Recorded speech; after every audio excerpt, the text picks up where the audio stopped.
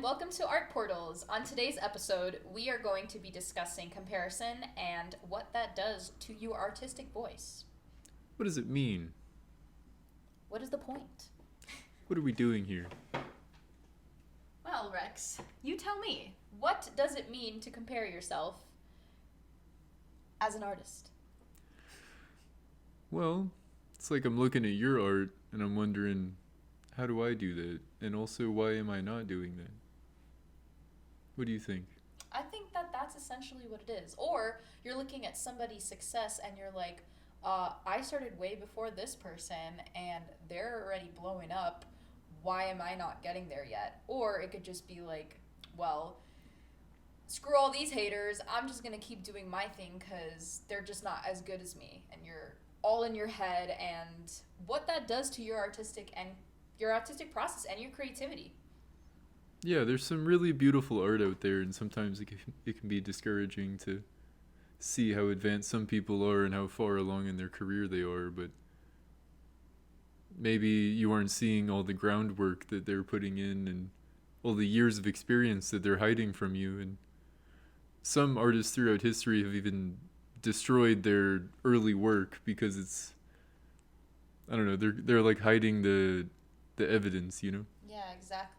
I think that there's almost this secret into creating good art and how to be successful with it, and that almost takes us away from like finding our own authentic voice when it comes to really building what we do. So today we're just going to be discussing that and how to get there and how to be aware of it and how to pay attention to, hey, maybe I'm the problem. It's not about what I'm comparing myself to. Yeah, absolutely. And using social media as a tool to expand your network and build up your skill set rather than get jealous and maybe see things that are discouraging you.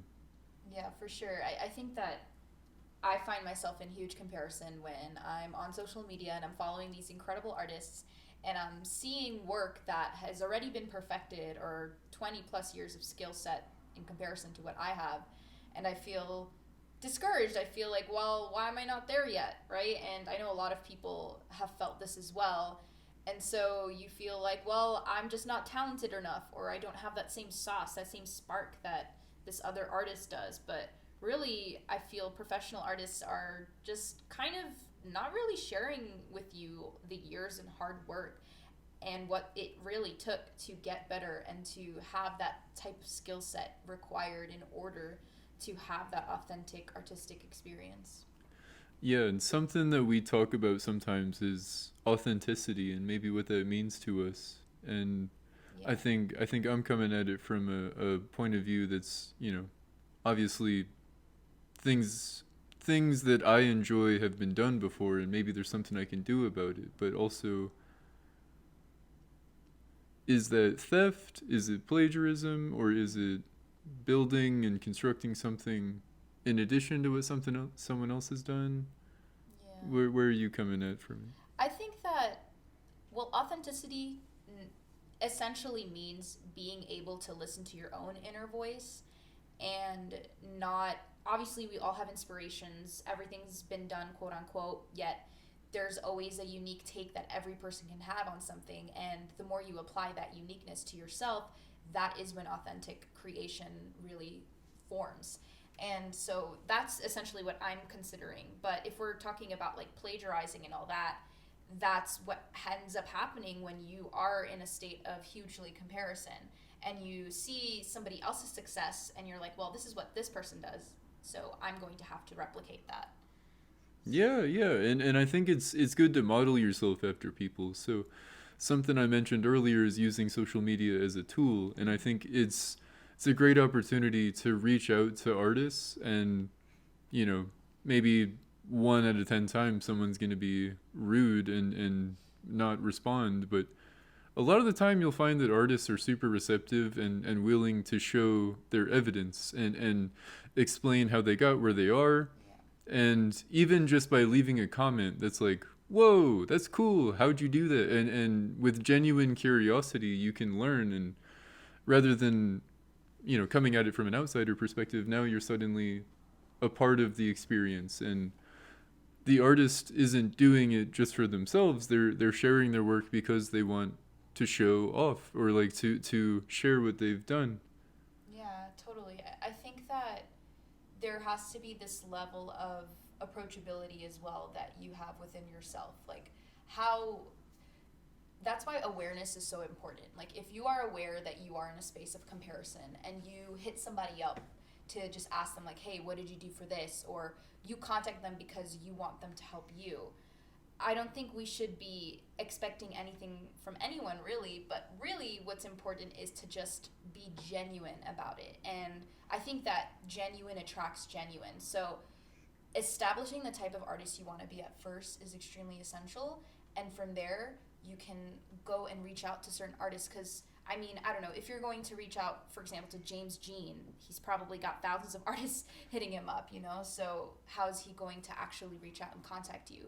So, really, it's about knowing where your level of artistry is at and finding your community of people that want to support you and are also in a place where they want to be supported, right? So I think when it comes to an early artistic like upbringing, there it's so important to find your community and to find people that don't feel intimidated, because when you're working on yourself and somebody else is also working on themselves, you don't feel discouraged. You don't feel like, oh, there's this competition and they're walking in my play field and they're going to step all over my clientele and everything that I've worked hard for. It's not about that. You're in this place where, hey, like, I see this artist and they're working really hard and I'm working really hard, and we can help each other and we can uplift each other and we can learn from each other. And I know exactly how it feels to be in a community where people are kind of icing you out and they don't want to involve you within their community, and it feels like you're in the space of comparison. And I've been there. And that was for me a huge, just like, recognizing situation where I had to look around me and say, hey, this isn't my community. My community exists elsewhere. And when I started to try out new things and I put myself out there in a different way, not forcing the situation, but genuinely just saying, hey, I'm an artist, I'd love to be a part of this, and seeing other artists be interested in it as well, there was this attraction that started to happen where it was natural and I felt wanted. I felt like I could be a part of these spaces. And then I wasn't so in my head about the comparison aspect of everything.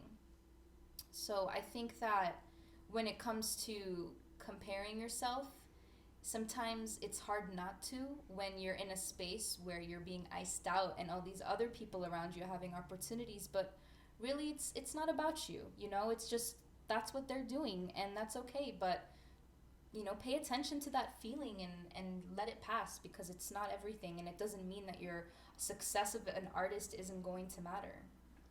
Yeah.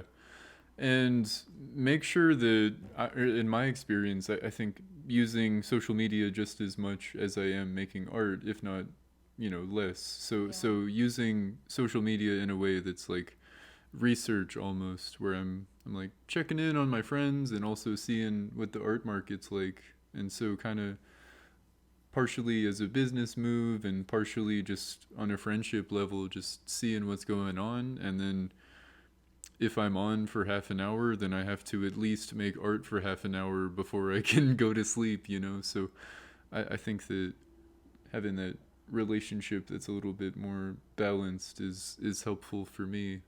And of course, it's there for our enjoyment, but Yeah. it can also be a little bit detrimental to the art making process when you're seeing people thriving and they're sharing their experience. And as artists, I think it's really important to share your work ethic. And I think that as an artist, I work alone a lot, so I think it's normal to kind of hide away in order to make things, but I think by opening up, it also helps demystify things for others. And some of my favorite artists will share time lapses and share process videos, so you can see on a day-to-day basis, it's not done, in a vacuum. It's not done overnight. It's done over years, and there's so much that goes into a painting. And that's where I'm coming at it from, because I love painting. I love watching paintings being made, and that's the type of content I'm trying to create because that's what I like to see. So I'm trying to find and collect, visual imagery that is resonant with what I want to do. And so I'm trying to remove the things from my feed that I don't want to see, and Yeah. it is like curating a gallery. Like Yeah.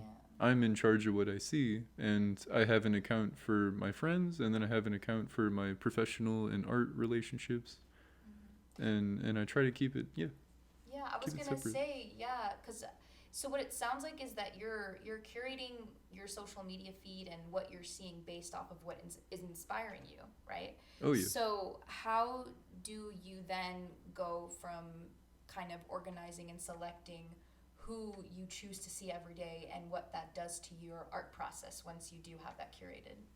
Yeah, I feel like it gives me that extra snap.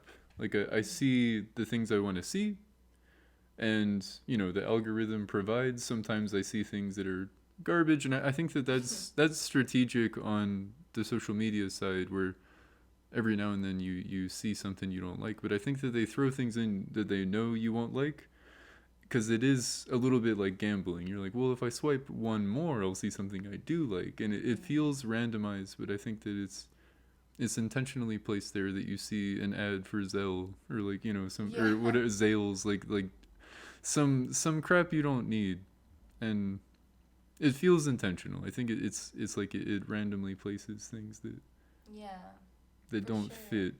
It sounds like to a certain extent you have a little bit of obviously your social media interaction, but it is also like an outside into the world interaction, because I feel like similarly I do the same thing where I have artists that I would consider legends that I totally look up to. They're obviously 20 plus years of experience.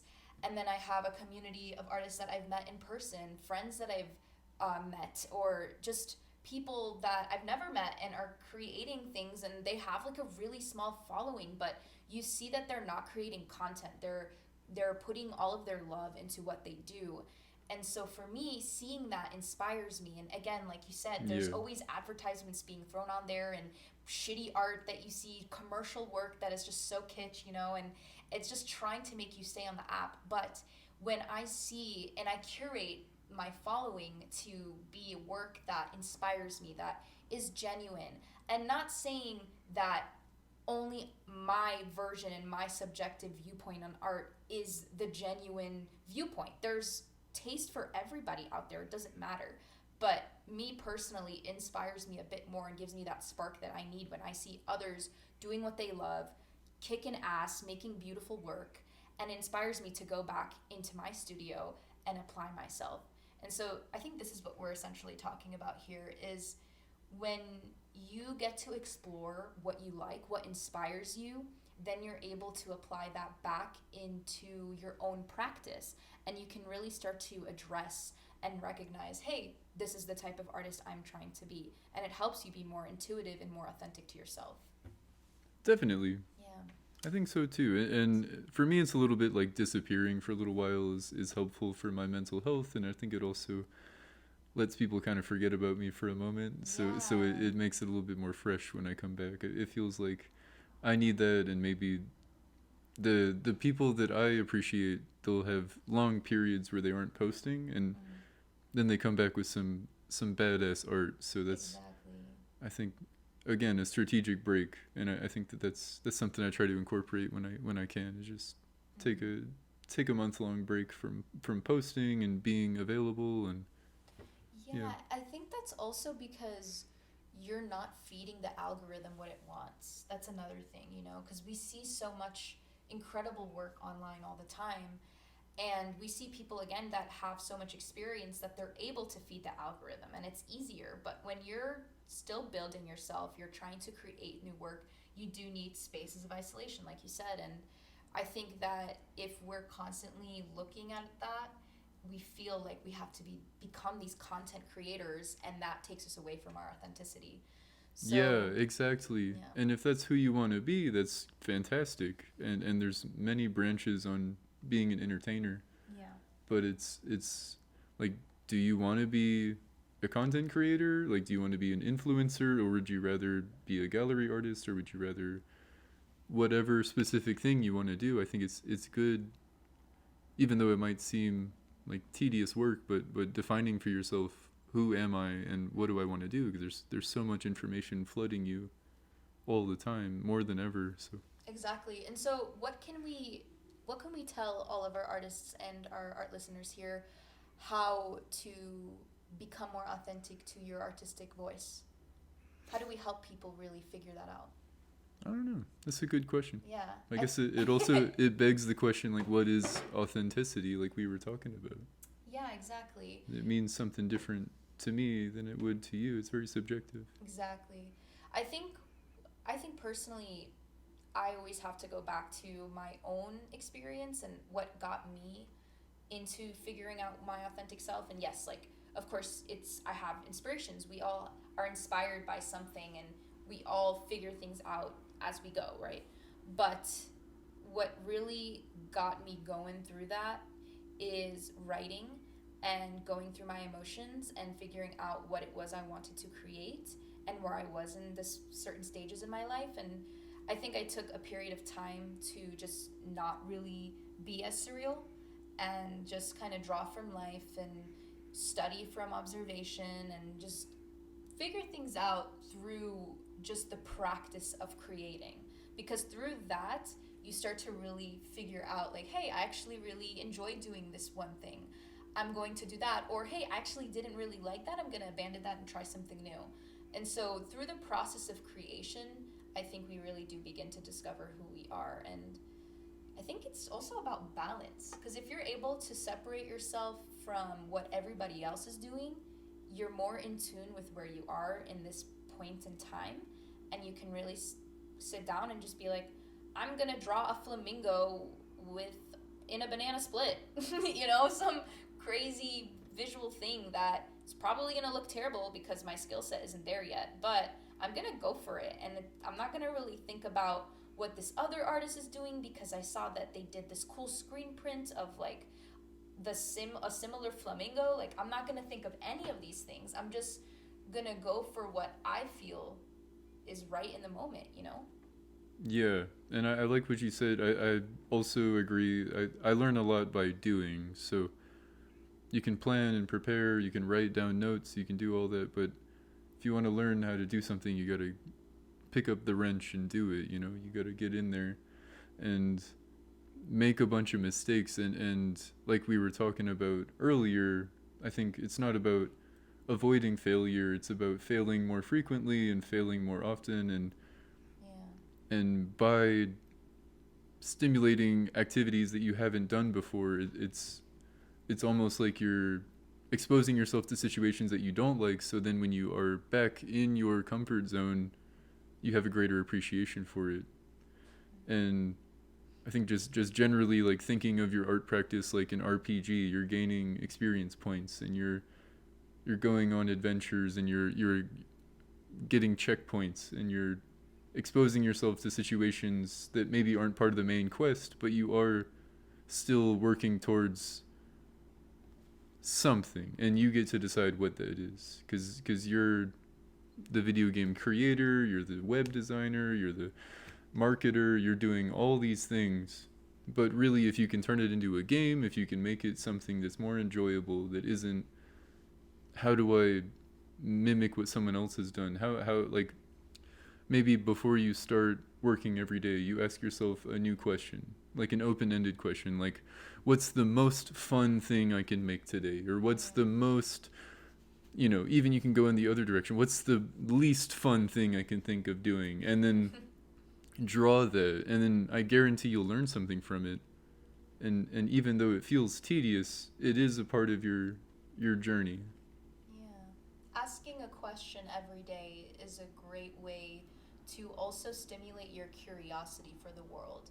Because essentially, as artists, it's not just about the products we create, it's about how in life are we, how present are we with where we are, and how much joy do we bring into everything we do.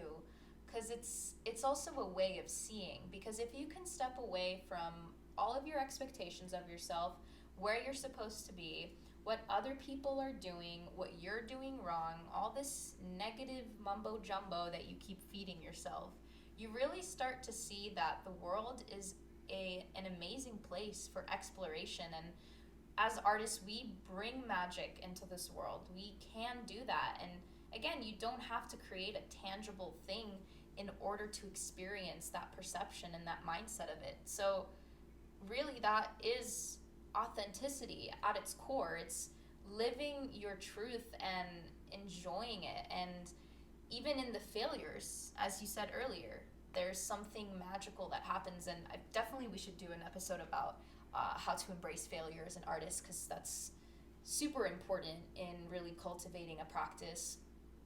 But yes, I think that being able to be aware of, hey, this is what I like, this is what I don't like, and not have your professor tell you what's right or wrong, your friends who tell you this isn't right, or what you should do, or you should put yourself out there, and if you're not sharing your work on social media, you're not going to be successful. Like, none of that matters. Throw that out. Like, because that's preventing you from, again, listening to what you have to do in the moment. Because as I always say, people don't know what they like until you present it to them.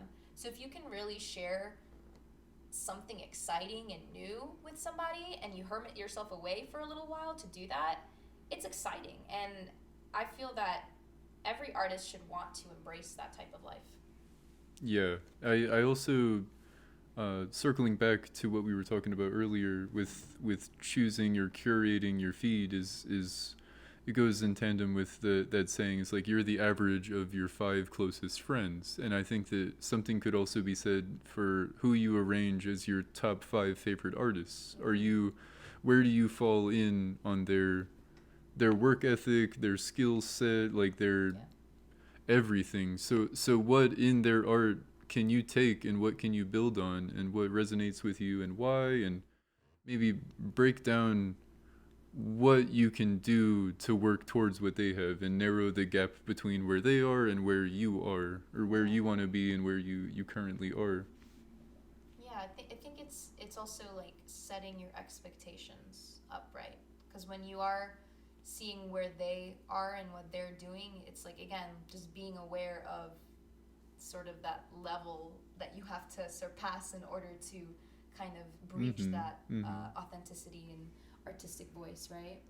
Yeah, and honestly, take it like 5 minutes at a time. Like, minor victories are really what it's all about. And I think that conquering that internal voice that's like, you're hungry, you should stop, you should see what's going on Facebook, or whatever your vice is, because all of us have something that we do when we should be working. So if you can find ways to interrupt that stop and start mentality. Yeah, exactly. I really enjoy that, because there's so many things that are distracting us, and like our previous episode on focus, if you guys haven't checked it out, I think it will help you sort of move on to the next level really with this art creation. But it really is about attaining that focus for yourself, and then once you're there, it's easier to pay attention to what you want and making those decisions in what you'd like to create. And yeah, I think it all goes back into like trusting yourself, because if you can trust yourself to get where you need to get, then it will open up a window of opportunities for you, so that when you do see somebody else, you're not just in this comparison state, right? But again, it is just identifying, hey, this is what I'm doing, and I need to pretty much give it a break so that I can really focus on just being with myself and having fun, because this is a fun thing to do, and we kill ourselves over just the logistics of the struggle and the hustle. I used to think like, oh, life is a hustle and you really got to work in order to get where you want, and I hate that mentality now. And looking back at where I was when I was feeling that, it's like so limiting, because you sit there in this structure where you're not good enough, you have to keep pushing, you have to have people pay attention to you, you have to put yourself out there, you have to blah blah blah. It's like, give yourself some time to breathe. You're a human being trying to figure things out, trying to piece things together. And I feel that when we think that there are all these roles that need to be fulfilled to be an artist, that's when we start to kind of get away from being an artist and just being genuine and creating work and being happy with what you're creating is enough. Everything else doesn't matter, and opportunities will come once you start to recognize that. Yeah, definitely. I think happiness should be the goal for more people. Yeah. Or I feel that way about myself. I wish that I was more focused on happiness than I am, you know. So I think being a little bit selfish and thinking like what's going to make me happier, you know, whenever I'm faced with choices in life is, you know, maybe it's not quantifiable or measurable, but like, will this bring me joy? Is it going to hurt anyone else? Is it going to cause, you know, any injury? But if the answer is no to those other questions, then maybe I should do the thing that makes me happy, you know? Yeah. I think that's also living in your authenticity is being able to distinguish, like, hey, this thing that I'm doing for everybody else isn't for me. And what I actually really enjoy doing is juggling and baking pies.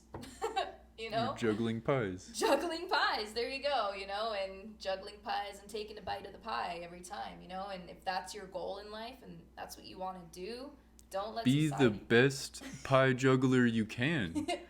That's your niche. Don't you ever stop. You know, like, if you want to paint a person juggling a pie, go for it, you know, just give us the rights, you know.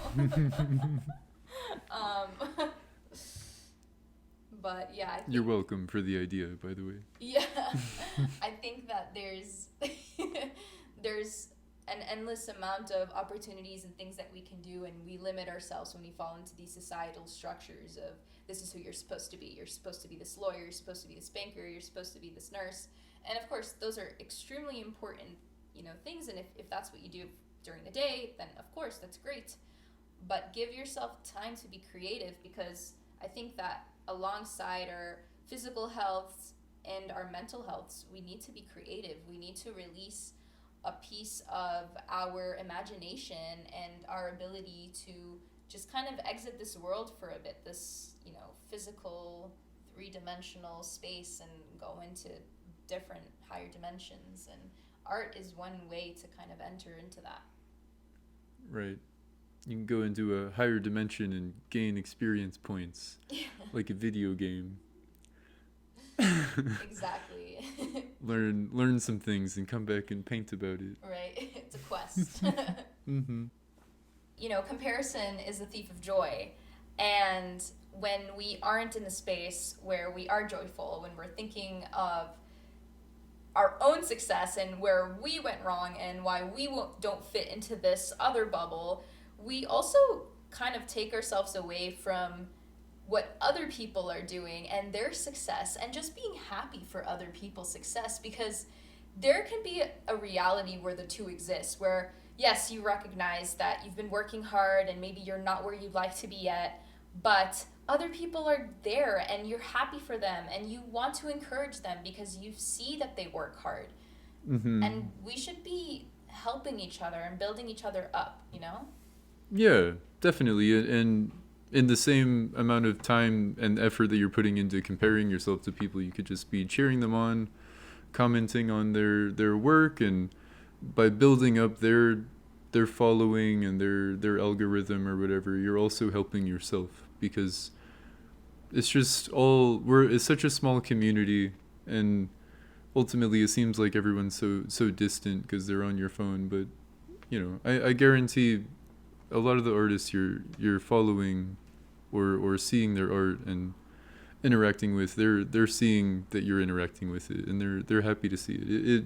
It just knowing that you're bringing someone a smile is enough. Yeah. And again, try not to compare yourself to other people if it's detrimental to you, you know, and just be happy for your friends and really anyone who's out there trying their best. Maybe just acknowledging them is what they need to get through the day. Yeah, totally. I think it's also important to just be happy for people, even if there's something that they do that doesn't really sit right with you. Because when you really look at that, it's almost a projection of what you're not doing right. And when you're projecting your expectations onto other people, it almost becomes selfish, you know? It's like, at the end of the day, it's also really difficult because we live in an art community where a lot of people's success obviously could amount to hard work, but it could also just be connections. So they might have known the right person, or they might have been at the right place at the right time, known curators or gallery collectors or clients or whatever it may be. And it's like, that's their journey. They've made it there. And maybe it was easier for them. Who knows? It doesn't matter. It's not your life, it's not your path. And when you start to really pay attention to your own path, you do start to become more grateful for others because you see that, you know, it's not your time yet. And even though it doesn't feel like it is, time and expectations are so, again, they're taking you away from your own experience within your work, you know, because we want to rush to the finish line without, you know, going through all the hard work in between in that process. Absolutely. So I think it's less about that hustle and more about just the intimate experiences we have with creating. And again, if you're looking at what somebody else's life and comparing yourself to it, just question it and be like, hey, maybe it's not the fact that they are already in these galleries and they just, you know, they're getting all these opportunities. It's that that's where you want to be and you're envious of it, and that's okay. It's okay to be a little envious, but show appreciation, show love, because you never know what act of kindness will even open up a window of opportunity for you. I've had I feel like I definitely speak from experience because when I was first starting out, I used to compare myself a lot, and it took a while for me to recognize, like, hey, that's not your journey, that's not your path, that's their path. And also recognizing, like I had spoken earlier, about who wants me there, who appreciates what me as a person, and who's accepting of others in their environment, right? So when you start to kind of give that genuine feedback to people that hear it and understand it, then you start to get opportunities. And a lot of my art opportunities have just come from me being kind to others. It doesn't need to just be like, oh, well, what are you going to do for me if I'm going to do this for you? You know, which is such a, it's like such a capitalistic thing, you know? So really we want to always do things from a space of love and appreciation and admiration for others. Yeah. And something else that I've noticed is the nicer I am to other people, the easier it is for me to be nice to myself. Mm-hmm. So I think it's not an immediate thing, but I think just gradually over time, the more I'm thinking about how lucky I am to be friends with this person, or how happy I am to see someone else thriving, the easier it is for me to turn that around on myself and be like, wow, like I'm so happy with where I am, and I'm so proud of myself. So yeah, it feels nice just working on that negative self-talk, and in tandem with that, working on the way I look at other people and not judging them based off of their actions, but maybe based off their intentions and the longevity of their actions and how far they've had to come in order to be where they are. And also letting people know and like recognizing them with words, I think is also really helpful, because if you expect other people to do that for you, you know, you have to be there for them too. Mm-hmm. So it doesn't have to be transactional, but if you kind of work on yourself, you're gonna help other people as well. It's gonna be symptomatic of or indicative of your progress, is when you're working on yourself, your relationships with others is going to improve, and your relationship with yourself and vice versa. Yeah, I think that also is not just a process of how you can create better art, but how you can just become a better person, right? Because you're freeing yourself of judgment. You are being more empathetic, more compassionate. You have gratitude for where you're at, and you recognize that other people have worked to get where they at. You can't judge people, you know? That's the main thing, right? Because when we're in a place of judgment, that's when the comparison really starts to take us over. And it's like you don't know what that person has been through. Maybe they create super commercial art and that's not your thing. That's fine. Why does that matter? It literally has nothing to do with you, right? So it's like, yeah, if you have an opinion about the art world, that's totally fine. But again, it's like it doesn't matter, because really what's the most important thing is again like getting rid of those negative just repetitions of thoughts, and putting yourself in a place where you're like, I'm happy for people even if you don't like what they do. Yeah. Yeah, and it's easy to look at other people who are just starting out and be like, "Oh, I hate how they drew fingers." And then it's like it's just as easy to do that as it is to look at your own art and be like, "Oh, I hate the fingers here." So but I think it takes just as much effort to look at your own art and be like, "What do I love here? What is something I'm so happy to see?" So Yeah. I think it's good to work in reverse to how your instincts will tell you, because I know from experience and a lot of other artists, it's like, of course there's people who are loud and proud, but a lot of artists are very shy and they're not willing to like open up. So if you see their art, maybe they're embarrassed, they don't want to show you any mistakes, they only show you the best of the best from their portfolio, which is perfectly normal. But if you're like that, then that's okay. But I think that also make time to congratulate yourself and flip through your sketchbook and be like, wow, like I really did that shit. Like Yeah. I'm so happy to see this. It's months of work all collapsed into one little book, and it's really neat.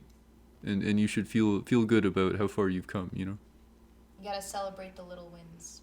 Absolutely. 'Cause And those little wins are big. and us here at Art Portals, we're so proud of you guys, and I wish you all the best, and I'm so happy to have shared this moment in time with you. So Yes. thank you for joining us. Yes, thank you guys, and I hope you enjoyed this episode. We will catch you soon in the Yep. portal. See you.